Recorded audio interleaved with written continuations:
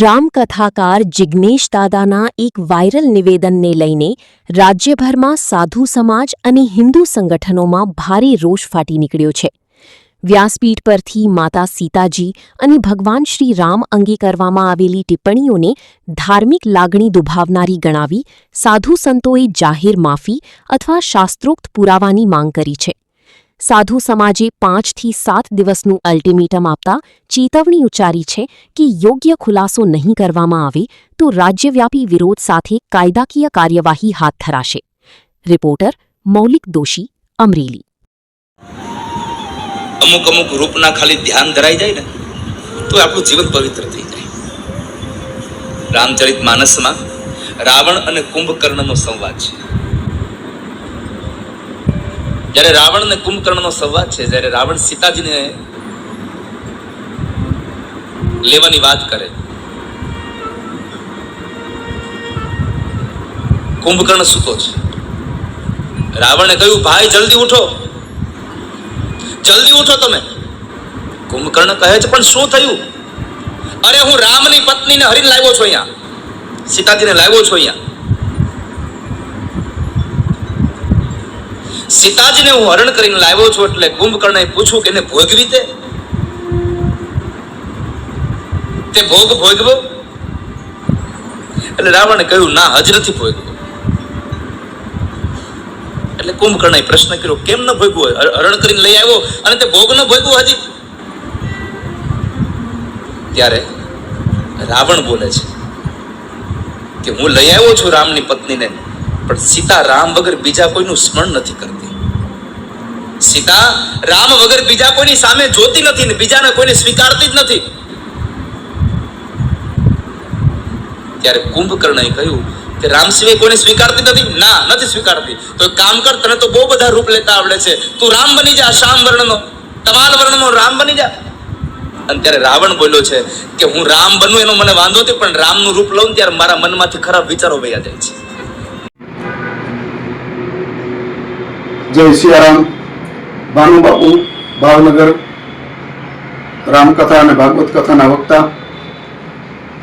2 દિવસથી જિજ્ઞેશ દાદાનો એક વિડીયો ફરી રહ્યો છે અને એ વિડીયો જોતા જિજ્ઞેશ દાદાએ વ્યાસગાદી પરથી આવું નહીં બોલવું જોઈએ, અથવા તો દાદા બોલ્યા છે તો કઈ રામચરિત માનસમાં રાવણ અને કુંભકર્ણનો આવો ભયંકર સંવાદ છે એનું પ્રૂફ 5 થી 7 દિવસમાં આપવા વિનંતી, અથવા તો 5-7 દિવસમાં તેમનું પ્રૂફ નહીં મળે તો કાયદેસરની કાર્યવાહી કરવામાં આવશે.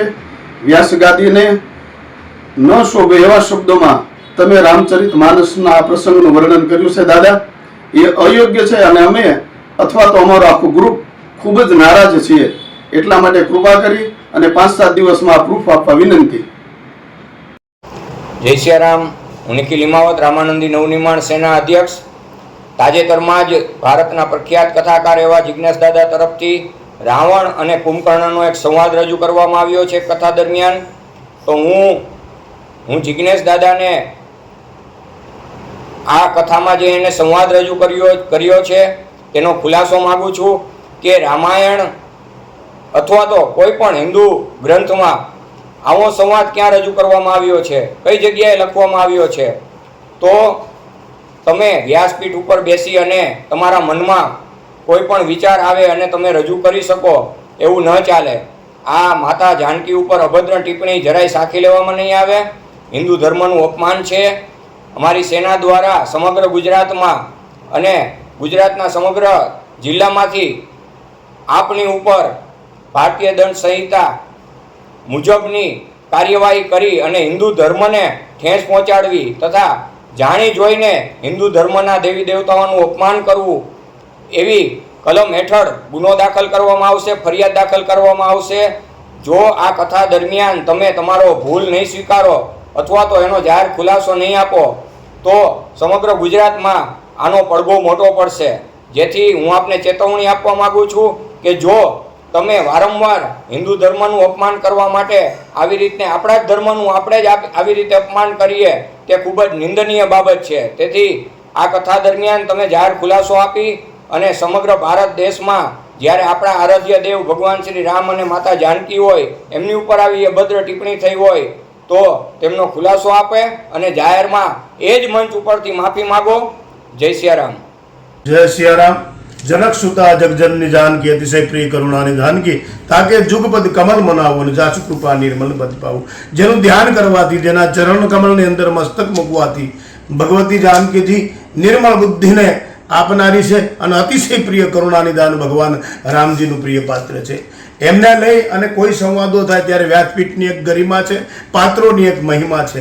જ્યારે જ્યારે વર્ણન થાય, જ્યારે જ્યારે તમે વર્ણવો વ્યાસપીઠ ઉપરથી, ત્યારે વ્યાસપીઠની એક જવાબદારી છે કેટલો ન્યાય આપવો જોઈએ. કોઈ પાત્રની ગરિમા અને મહિમાનું હનન ન થાય. એ જ વક્તા છે. વક્તાએ પૂર્ણ કાર્યથી, સમજદારીથી, જવાબદારીથી, વફાદારીથી શાસ્ત્રને, સનાતન ધર્મના શાસ્ત્રને વફાદાર રહેવું જોઈએ. સાહેબ, ગમે તેવું બોલો તો એ વક્તવ્યનો અધિકાર નથી. વ્યાસપીઠ ઉપરથી ગમે તે ન બોલાય, ગમે એવી ભાષાની અંદર કોઈ પાત્ર સાથે ચર્ચા ન કરાય. કોઈના એવા સંવાદો તમે ન લાવો કે જગતને હું તમે ન્યાય ન આપી શકીએ. એટલે કરબદ્ધ મારી પ્રાર્થના છે અને મારો આખો સાધુ સમાજ જનક સુતા જગજનની જાનકી, સીતાજી ઉપર જે ચર્ચા થઈ, જાનકીજી ઉપર જે વાતો કરવામાં આવી છે વિદવત કથાકારો દ્વારા, એ જરાક સમજદારીથી સમજી લે, જોઈ લે અને જગદંબા જાનકીજીના ચરણમાં પુનઃ વંદના કરી અને માફી માગી લે. કારણ કે જનક સુતા જગજનની જાનકી અતિશય પ્રિય કરુણાની જાનકી, જે ભગવાન રામને બહુ પ્રિય છે સાહેબ. અને એમ કહ્યું રામ રોજ પાવો કહીવત રહી, રામજીનો રોષ ન થાય. આજ બ્રહ્માંડ જલી ઉઠે.